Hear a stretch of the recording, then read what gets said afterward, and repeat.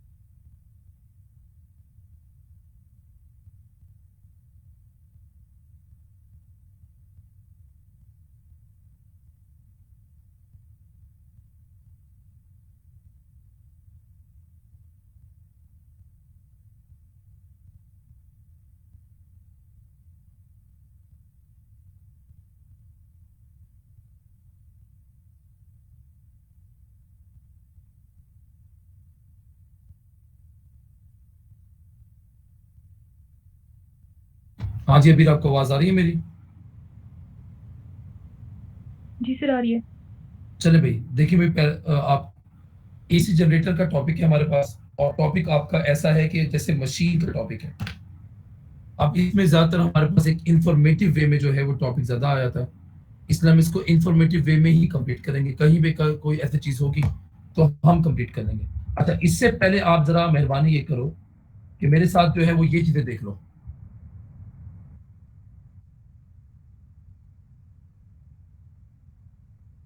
मैं आपको ये आपके सामने मैंने फ्लेमिंग राइट हैंड रूल लगाया हुआ। जब भी किसी स्ट्रेट वायर को, मतलब कंडक्टर को, स्ट्रेट कंडक्टर को किसी मैग्नेटिक फील्ड में ट्रेवर्स करते हैं, perpendicularly across the magnetic field, पार करवाते हैं, आर पार करवाते हैं, तो उसमें टाइम के साथ मैग्नेटिक फ्लक्स, उसके साथ जो कनेक्टेड लूप है उसमें टाइम के साथ मैग्नेटिक फ्लक्स का चेंज आता है, और उसमें ईएमएफ इंड्यूस करता है, उसमें ईएमएफ इंड्यूस करता है। तो आपको उस इंड्यूस ईएमएफ की पोलैरिटी बतानी है। आपने आपने उस इंड्यूस ईएमएफ की पोलैरिटी बतानी है, और आपने साथ के साथ जो है इंड्यूस करंट की डायरेक्शन बतानी है। ये बात कर रहा हूं मैं किसमें? मैं ये बात कर रहा हूं किसी स्टेट कंडक्टर में, क्योंकि लेंज़ लॉ में मैं आपको एक बात पढ़ा चुका हूं कि जी अगर आपने इंड्यूस करंट की डायरेक्शन निकालनी हो तो आप वहां पे पोल देख लो कौन सा बन रहा है। इंड्यूस मैग्नेटिक फील्ड का पोल कॉइल के फेस को देखते हुए क्या बन रहा है उसको देख के आप डिसाइड करते हो कि करंट इस साइड से देखते हुए क्लॉकवाइज होगा या एंटी क्लॉकवाइज होगा।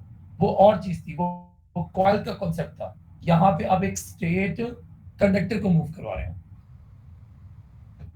ठीक है जी, जैसे ये पहली डायग्राम आप अपने सामने देखो, फर्स्ट डायग्राम है, कंडक्टर का मोशन ऊपर है, तो फ्लेमिंग राइट हैंड रूल है क्या भाई, thumb point towards the direction of motion होगा और first finger direction of magnetic field होगी, और जो आपके पास सेकंड फिगर है वो डायरेक्शन ऑफ ईएमएफ और डायरेक्शन ऑफ करंट होगा।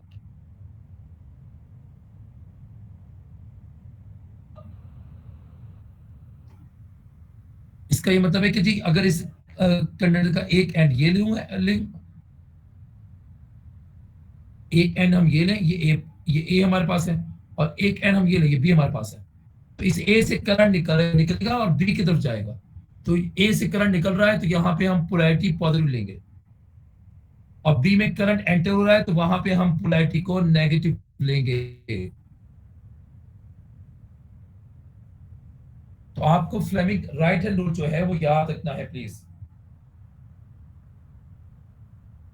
इसी तरह सेकंड डायग्राम में देख लो, सेकंड डायग्राम में आप कंडक्टर को ऊपर ला रहे हो, erected thumb in direction of motion, first finger direction of field होगी, second finger direction of current या इंड्यूस ईएमएफ होगा।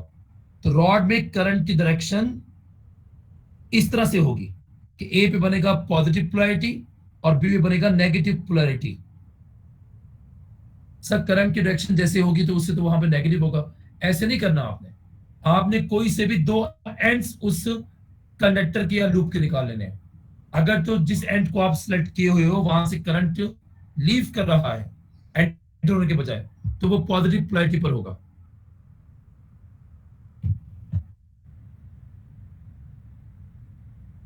एक मिनट,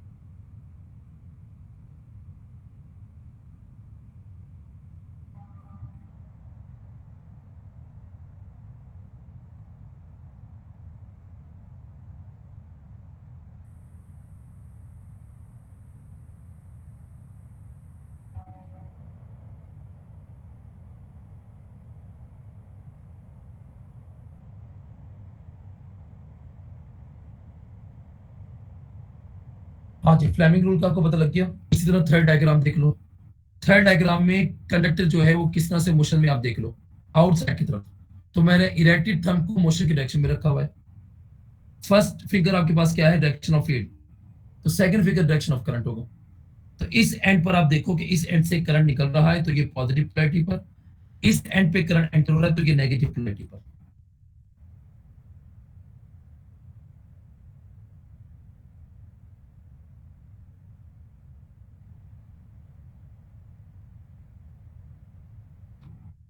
ये बात से में आ गई और किसी को?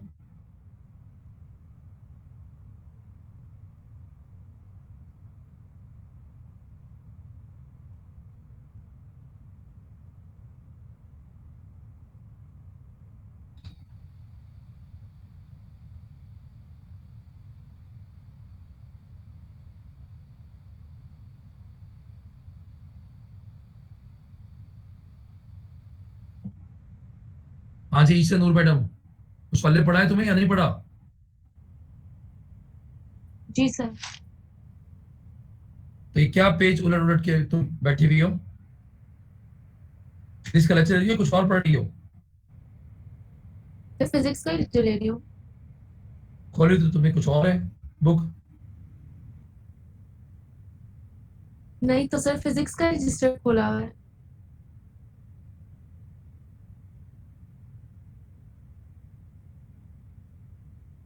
जब फिर मास्क जूते लगाओ, वो गलत इन्फॉर्मेशन दे रहा है। हाँ जी, हमारे पास क्या है जी, एसी जनरेटर प्लीज। मैंने एसी जनरेटर की आपको दो डायग्राम सिखाई हुई है। अब डिवाइस है ट्रांसफार्मर की तरह, पहले हम ये समझ लेते हैं कि ये क्या डिवाइस है। ये एक ऐसी डिवाइस है जो एक नॉन इलेक्ट्रिकल एनर्जी को इलेक्ट्रिकल एनर्जी में कन्वर्ट करेगी, और नॉन इलेक्ट्रिकल एनर्जी इसमें कौन सी होगी? Mechanical energy. फातिमा सिद्दीका है क्लास में?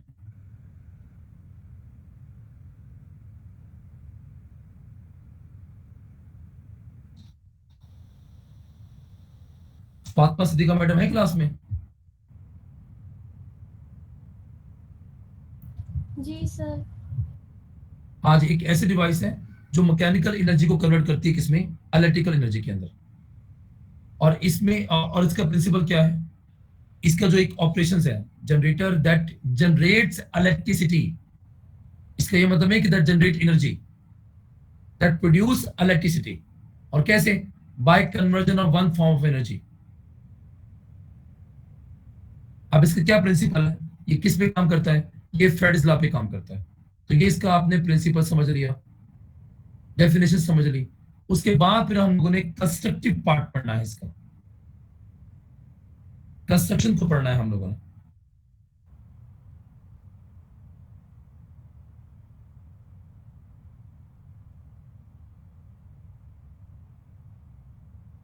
अब कंस्ट्रक्शन में सबसे पहला पॉइंट जो है, हम इसका आर्मेचर का डिस्कस कर रहे हैं। आर्मेचर का डिस्कस कर रहे हैं हम लोग।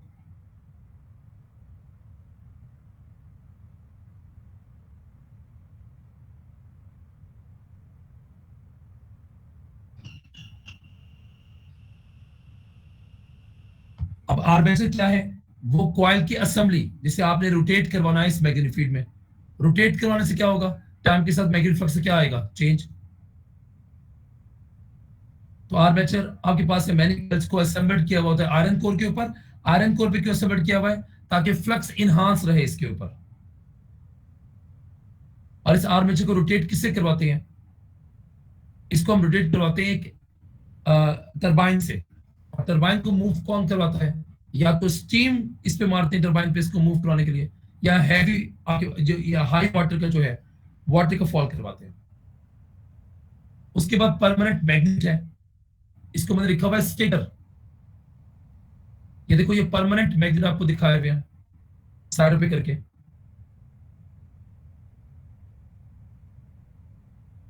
उसके बाद स्लिप रिंग्स हैं। इन कॉइल्स के एंड्स के साथ, इन कॉइल के एंड्स को हमने एक रिंग्स में सोल्डेड किया हुआ है। जब कॉइल रोटेट करता है तो वो रिंग्स भी साथ एक ही एक्सिस से रोटेट करते हैं। इसका मतलब ये कोएक्सियल रिंग्स है। कोएक्सियल रिंग से मुराद क्या होती है कि दोनों रिंग्स का जो एक्सिस है वो क्या है? वो सेम है।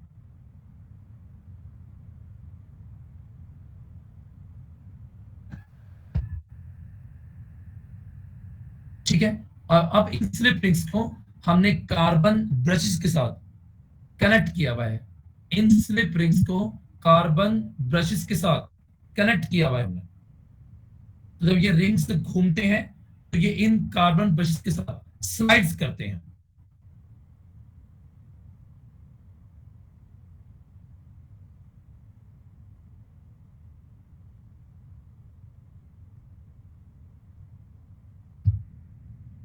बात से में आ गई है? इनके साथ स्लाइड्स करते हैं तो कार्बन ब्रशेस हो गए। उसके बाद फिफ्थ पे टरबाइन है, ये सीम और वाटरफॉल से हम इसको मूव करवाते हैं। अभी जो स्लिप रिंग्स और कार्बन ब्रशेस का सेटअप है, ये करंट कैरिंग अरेंजमेंट है जिसके साथ हम एक्सटर्नल सर्किट को कनेक्ट करते हैं। क्योंकि ये कॉइल रोटेट कर रहा है, अगर इसके एंड के साथ डायरेक्ट सर्किट अटैच करेंगे तो उसमें ट्विस्टिंग आता रहेगा। इसलिए सारा सेटअप बनाया हुआ है हम लोगों ने। अब जरा एक और बात सुनिएगा ध्यान से। अगर तो कंडक्टर को मोशन में लाके हम इसमें ईएमएफ इंड्यूस करते हैं तो उसको डायनामिक या मोशनल ईएमएफ बोलते हैं। और अगर कंडक्टर स्टेशनरी हो, मैग्नेटिक मोशन में हो, कंडक्टर की तरफ, कंडक्टर के से अवे, तो उसे हम लोग स्टैटिक ईएमएफ बोलते हैं। ये फेडरल बोर्ड में बातें की हुई हैं उसने।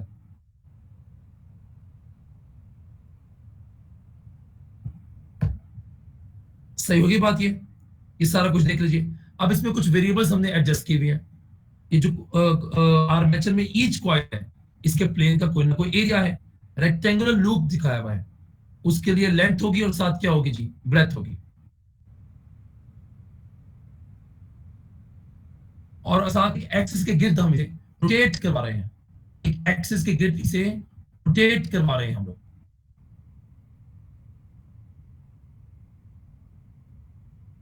जब इसे एक्सिस के गिर्द से रोटेट करवाएंगे तो इसे कोई ना कोई एंगुलर फ्रीक्वेंसी होगी, 2 पाई बाई कैपिटल टी और 2 पाई एफ।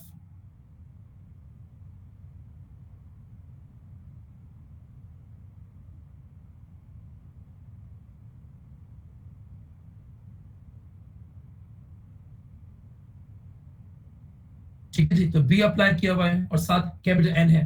ये सारे वो वेरिएबल्स हैं जो हमने खुद एडजस्ट किए हैं स्टार्ट में।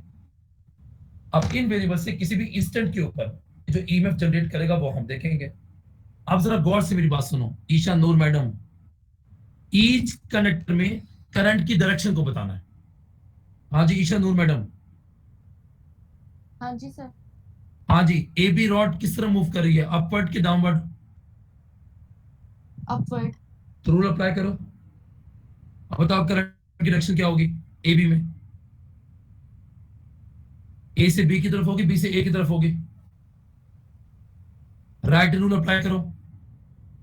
Erect thumb in direction of motion, first finger direction of field और second finger direction of current.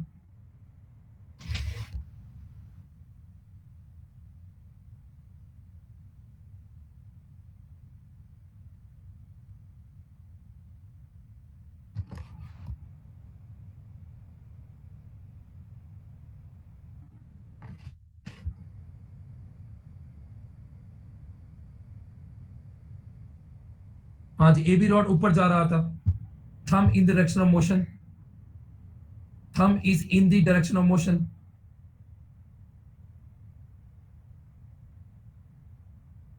और फर्स्ट फिंगर आगे बढ़ डायरेक्शन ऑफ फील्ड की तरफ है। First finger direction of field, ये first finger direction of field हो गया। Second finger direction of current हो गया। तो ये ए से बी की तरफ है या बी से ए की तरफ है? जल्दी बोलो। बी से ए की तरफ। कहां पर है बेवकूफ? ए से बी की तरफ है, बी से ए की तरफ है? ए से बी की तरफ बोलो। अगर दूसरा रॉड देखें तो वो डाउनवर्ड है, दूसरा रॉड डाउनवर्ड है। Erected thumb direction of motion और सेकंड फिंगर हमारे पास कहां पर आ गया, फील्ड की तरफ। फर्स्ट फिंगर सॉरी फील्ड की तरफ, second finger direction of motion है, second finger direction of current हो गया। तो इस तरह से आपने ये Fleming right hand rule apply करके ये पॉइंट मेरा याद रखना है। इसे घर में ट्राई करना और कोई प्रॉब्लम हो तो मुझे बताना। तो इसमें ए बी में करंट ऐसे जा रहा होगा ए से बी की तरफ और सी से डी में ऐसे आ रहा होगा। ये और बात है कि वो डी से निकल रहा होगा, सी पे टर्मिनेट कर रहा होगा। ये और बात है कि बी से निकल रहा होगा, ए पे टर्मिनेट कर रहा होगा। ये और कहानी है।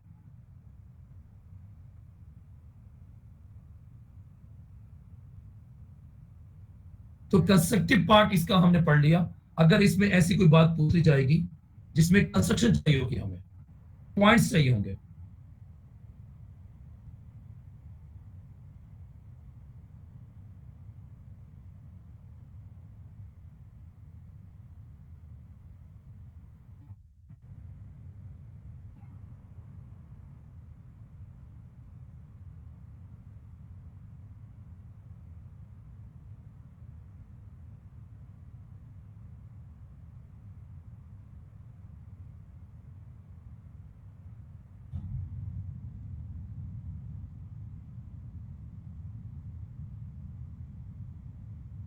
ठीक है जी।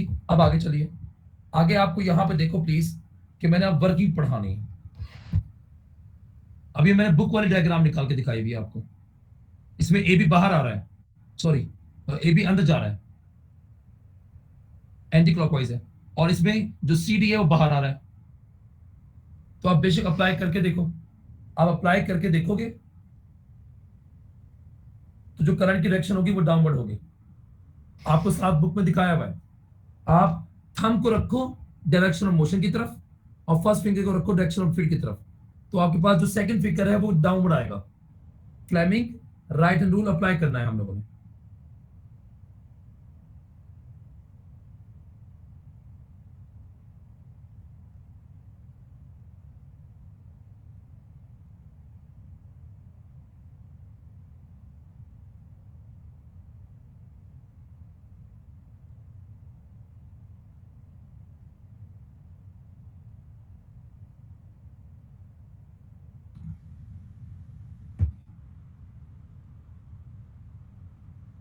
ठीक हो गई बात भाई? अब ए बी इनसाइड जा रहा है और सी डी बाहर आ रहा है, तो ए बी में करंट की डायरेक्शन डाउनवर्ड है। अब इसका मतलब बी से निकल रहा है करंट और ए पे टर्मिनेट करेगा, तो ये आपके पास माइनस हो गया, ये पॉजिटिव पोलैरिटी हो गई।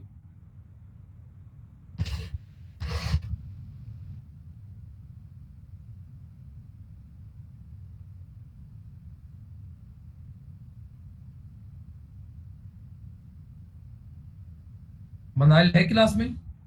मनाइल महमूद?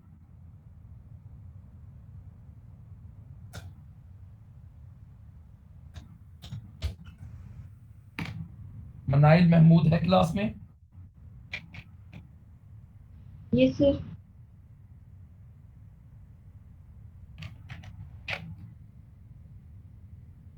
जी सर। ठीक है, बस पता लग गया मुझे। अब जरा गौर से देखें कि इसमें 4 साइडें हैं इस लूप की, कॉइल की। A B side perpendicularly traversing करेगा, सी डी साइड भी परपेंडिकुलर ट्रैवर्सिंग करेगा, सिर्फ इसमें ईएमएफ इंड्यूस करेगा, बाकी जो साइड्स हैं उसमें इंड्यूस ईएमएफ नहीं होगा। तो वर्किंग करते हुए हम वो जो एक फार्मूला होता है VBL sin थीटा और F is equal to Q into V cross P, A B में जो पुश पड़ेगा मैग्नेटिक पुश वो अलोंग द रॉड होगा, जबकि बी सी में और बी और सी में और ए और डी में जो पुश पड़ेगा वो अलोंग द रॉड नहीं होगा। तो इसमें induce EMF doesn't equal to 0, induce CD doesn't equal to 0। अब इन दोनों के ऊपर हम अप्लाई करके जब आंसर बनाते हैं तो किसी भी इंस्टेंटेनियस टाइम t के ऊपर और theta is equal to omega T के ऊपर, तो किसी भी इंस्टेंट के ऊपर इसको घुमाते हुए, कोई भी इंस्टेंट, अब इसको घुमाते हुए हम इसका टाइम पीरियड कितनी तेजी से घुमा रहे हैं, फ्रीक्वेंसी और साथ साथ ओमेगा ये हम खुद सेट करेंगे, एरिया खुद सेट करेंगे लेंथ और ब्रेथ को एडजस्ट करके। तो किसी भी इंस्टेंट टी पे घुमाते हुए किसी इंस्टेंट पर इन साइडों में कितना ईएमएफ इंड्यूस कर चुका है वैल्यू में, और किस एंगल पर है, ये एंगल भी काउंट होगा, मोशन ईएमएफ है। तो ओमेगा इनटू स्मॉल टी से हम लोग वो एंगल मालूम कर सकते हैं। अब ये पीरियोडिकली ये जो ईएमएफ इससे क्रिएट होगी वो पीरियोडिक फंक्शन की होगी, मतलब क्या होगा, वो एक सेट के साथ अपीयर होगी, जिस सेट को वो रिपीट भी करेगी after certain intervals of time के बाद।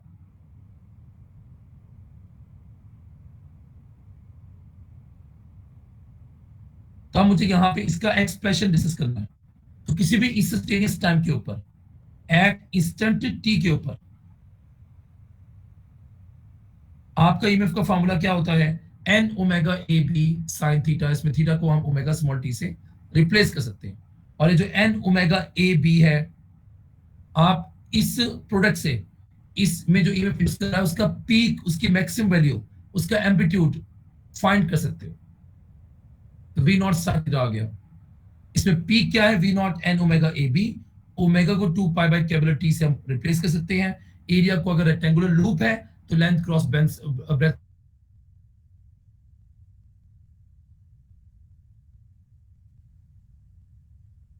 से रिप्लेस कर सकते हैं। तो एक सिंपल सा एमसीक्यू याद रखना है कि मैं आपको एक रेक्टेंगुलर कॉइल की लेंथ और ब्रेथ बता दूं और साथ बता दूं। अब देखो तमाम जो नेबरिंग कंट्रीज होते हैं वो तमाम चीजें सेम रखते हैं पीक के लिए, बस सिर्फ फ्रीक्वेंसी चेंज कर देते हैं। तो पाकिस्तान में फ्रीक्वेंसी 50 हर्ट्ज रखी जाती है जनरेटर में पीक बनाने के लिए, जबकि इंडिया में 60 हर्ट्ज सेट की जाती है। तो ये नेबरिंग कंट्रीज क्यों अपनी फ्रीक्वेंसी चेंज कर देते हैं? नेबरिंग कंट्रीज फ्रीक्वेंसी को चेंज इसलिए कर देते हैं ताकि जो है वो नेबरिंग कंट्रीज एक दूसरे की बिजली को यूज ना कर सकें।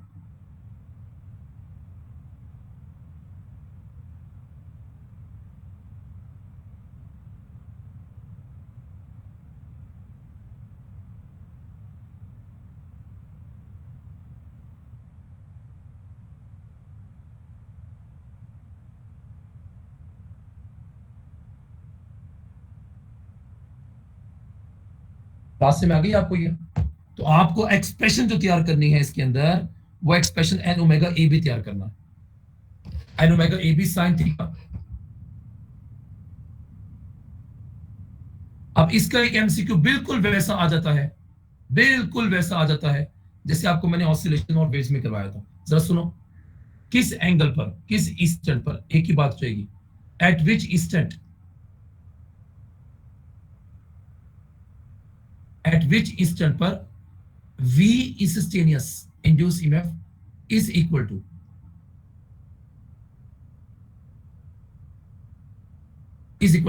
half of its maximum value. At which instant V instantaneous is equal to half of its maximum value. आपको वो इंस्टेंट निकालना है, जो कि in terms of time period बताना होगा। तो फॉर्मूला क्या है हमारे पास, V instant is equal to V naught sin of omega into small t। अब V instant की जगह पे V naught by 2 कर दो, is equal to V naught sin of 2 pi by capital T multiplied by small t। ये cancel हो गया, sign को यहां पे लाके साइन इनवर्स 1/2 बन जाएगा, is equal to 2 pi by capital T multiply by small T. अब ये साइन इनवर्स 1/2 जो हमारे पास है, ये पाई बाय क्या है हमारे पास, पाई बाय 6 होता है ये, 2 पाई बाय कैपिटल टी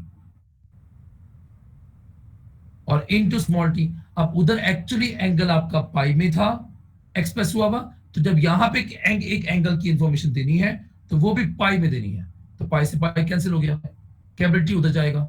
तो ये कौन सा इंस्टेंट होगा जिस पर जाकर पीक का आपको हाफ मिलेगा, वो T/12 हो गया।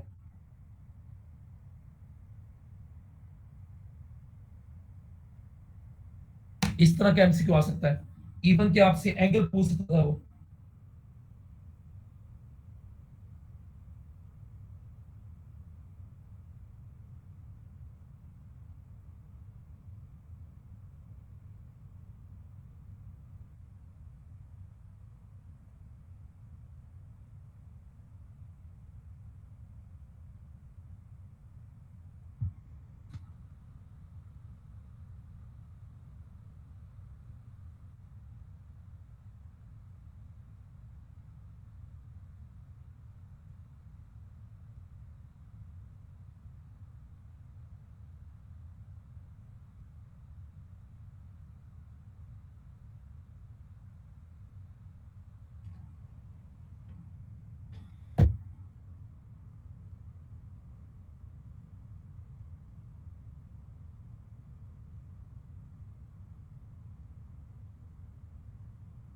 ठीक होगी बात ये।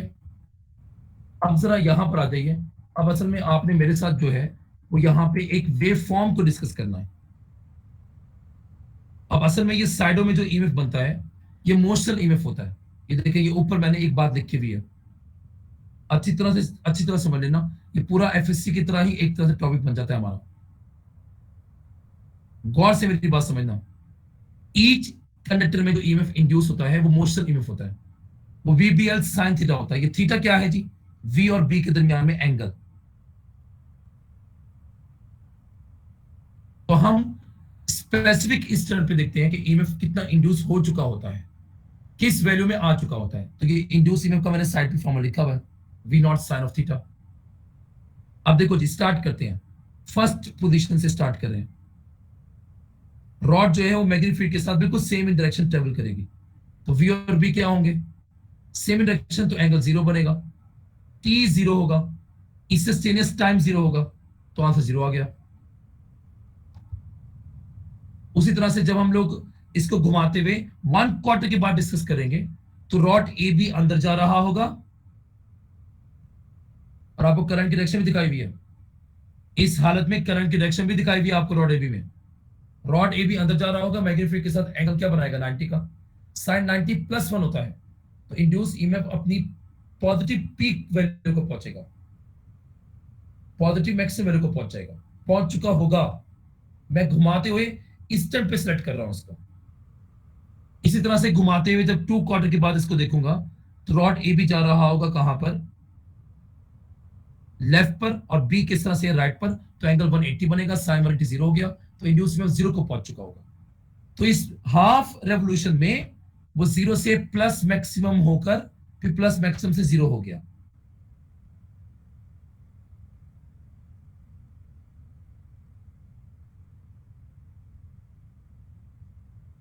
जीरो से प्लस मैक्सिमम होकर फिर वापस जीरो पे आ गया।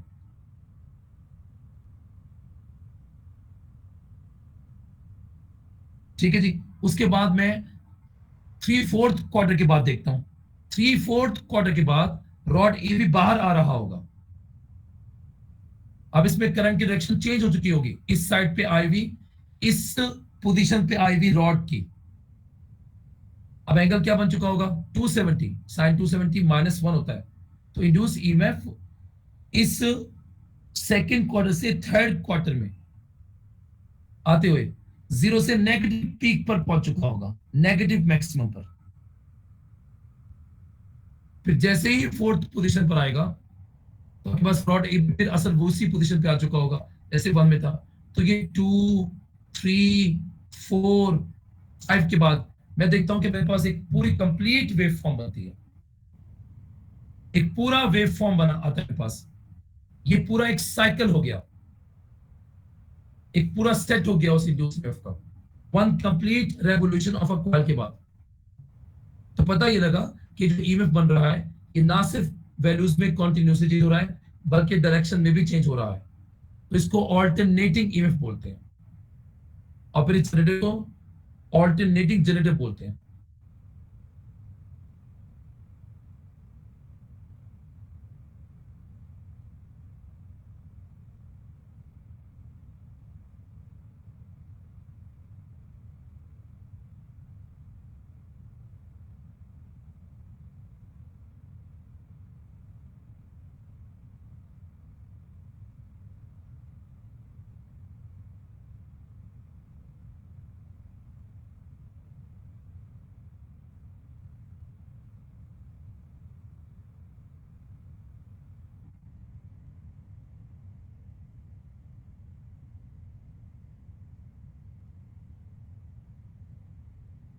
तो वन साइकिल या रेवोल्यूशन के बाद पीक जो अचीव होता है, अब ये देखो इस पूरे एक साइकिल में पीक कितनी मरतबा अचीव होता है, 2 टाइम्स। और एक साइकिल में कितनी मरतबा ये जीरो होता है, 2 टाइम्स। और एक साइकिल में कितनी मरतबा डायरेक्शन रिवर्स करता है, वंस, एक दफा। तो अगर इस एक साइकिल में मैं कोई बल्ब लगाता हूं, एक साइकिल में प्रोवाइड कर रहा हूं 1 हर्ट्ज की फ्रीक्वेंसी, तो बल्ब जो है वो मैक्सिमम बिलियंस कितनी मरतबा शो करता है अगर इस एक साइकिल को अप्लाई किया जाए। मैक्सिमम बिलियंस का मतलब है कितनी मरतबा मैक्सिमम ब्राइटनेस पे जाएगा, वो भी 2 टाइम बताएगा। और अगर इसकी एफ फ्रीक्वेंसी है, तो ये एफ टाइम्स पर सेकेंड, एक सेकेंड में अगर एफ हर्ट्ज फ्रीक्वेंसी है तो फिर एक सेकेंड में ये एफ टाइम्स मरतबा अपनी डायरेक्शन को रिवर्स करेगा। और 2f टाइम्स ये अपनी पीक को अचीव करेगा। ये तो मैंने एक साइकिल 1 हर्ट्ज को लेकर मैंने आपको ये सारी बात बताई है, 1 हर्ट्ज को लेकर।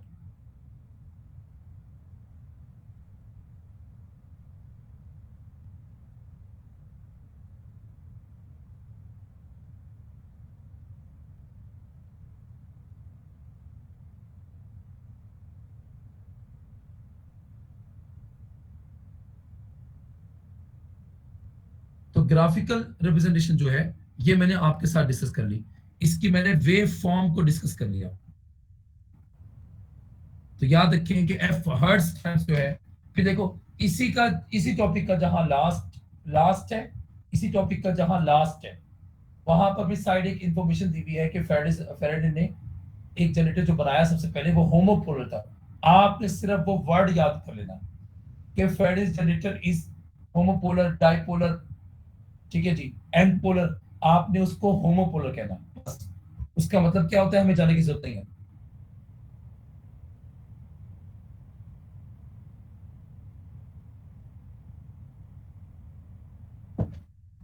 इस सिंगल कॉइल के बेस पर सिंगल कॉइल की बेस पर हमने ये थ्योरी पढ़ाई है जनरेटर की।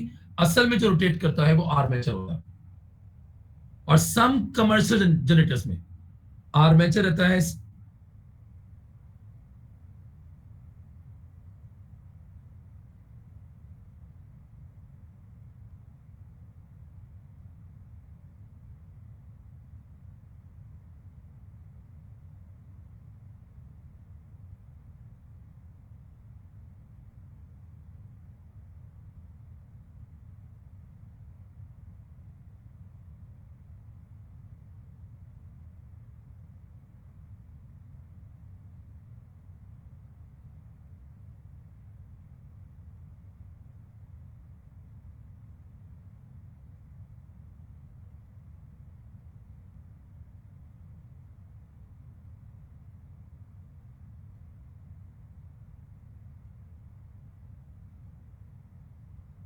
ये बात हो गई क्लियर आप लोगों को? अच्छी तरह देख लो इसको।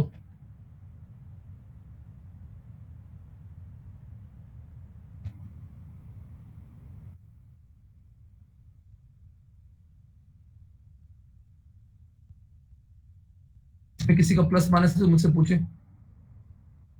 अब इसमें न्यूमेरिकल्स हमने एडजस्ट करना है। एक शॉर्ट एग्जांपल और एक न्यूमेरिकल हमारे पास।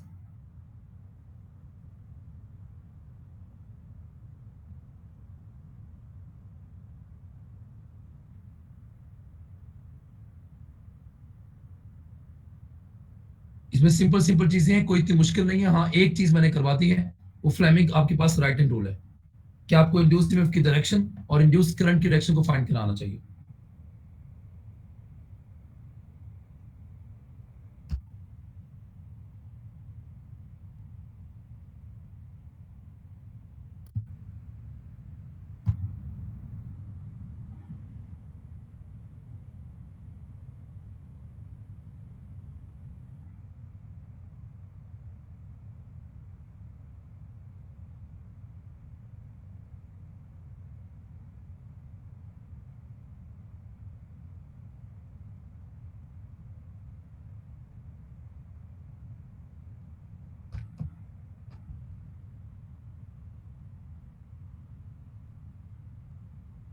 ये आपका टॉपिक था, इसमें आपको कुछ थ्योरी में से रिवाइज करने की जरूरत नहीं है।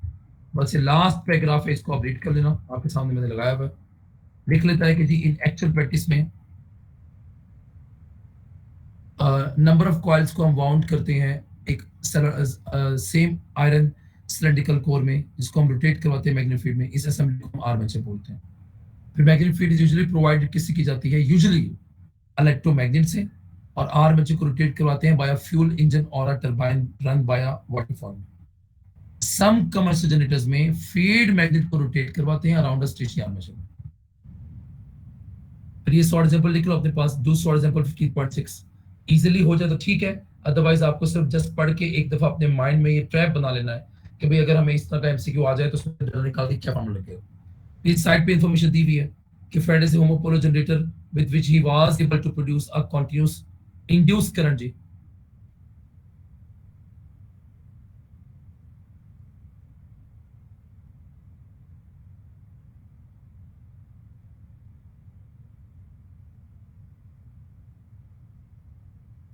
उसके बाद ये क्या नाम है आपके पास, ये 15.11 है, 15.12 है, 15.13 है। ये तीनों कर लो आप। इस 15.11 में स्क्वायर ऑफ साइड दी हुई है, लेंथ दी हुई है, लेंथ का स्क्वायर एरिया निकल आएगा स्क्वायर लूप का। नंबर ऑफ टर्न्स दिए हुए हैं 200। रोटेट्स कर रहा है यूनिफॉर्म मैग्नेटिक फील्ड में, ऑफ मैग्नीट्यूड 0.05 टेस्ला, बी दिया हुआ है।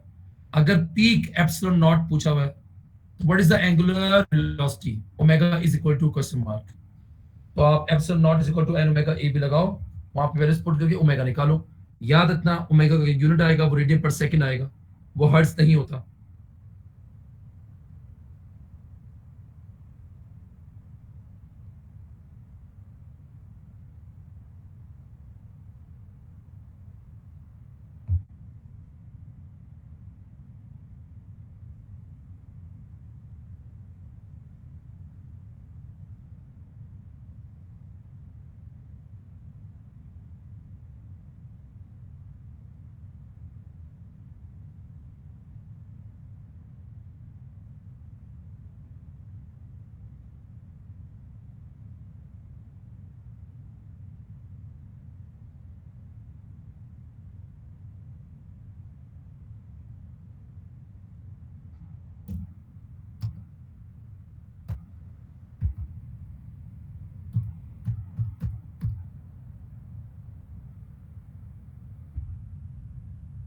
चलें जी, इसमें किसी ने मुझसे कोई बात पूछी तो पूछो, कोई क्वेश्चन हो किसी का?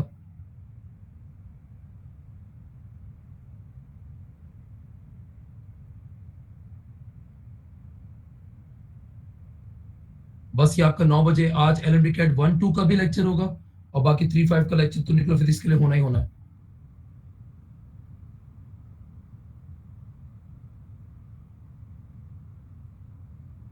बस कल का दिन एक और है संडे का, इंशाल्लाह ताला फिर परसों से मंडे से हम लोग जो है जो स्टूडेंट्स रह जाएंगे उनमें पेड एमसीक्यूज को हमने सॉल्व करना स्टार्ट कर देना। चले भाई, किसी को कोई पॉइंट है एलएमडी कैट 1 में तो मुझसे पूछे। तमकीन मैडम, खुशबू मैडम, जी सर। पॉइंट है तो पूछो ना जी सर। उल्लू। सारी समझ। चलें जी, बस ठीक है, नमाज पढ़े, मेरे लिए भी दुआ करें, अपने लिए भी करें। फी अमान अल्लाह।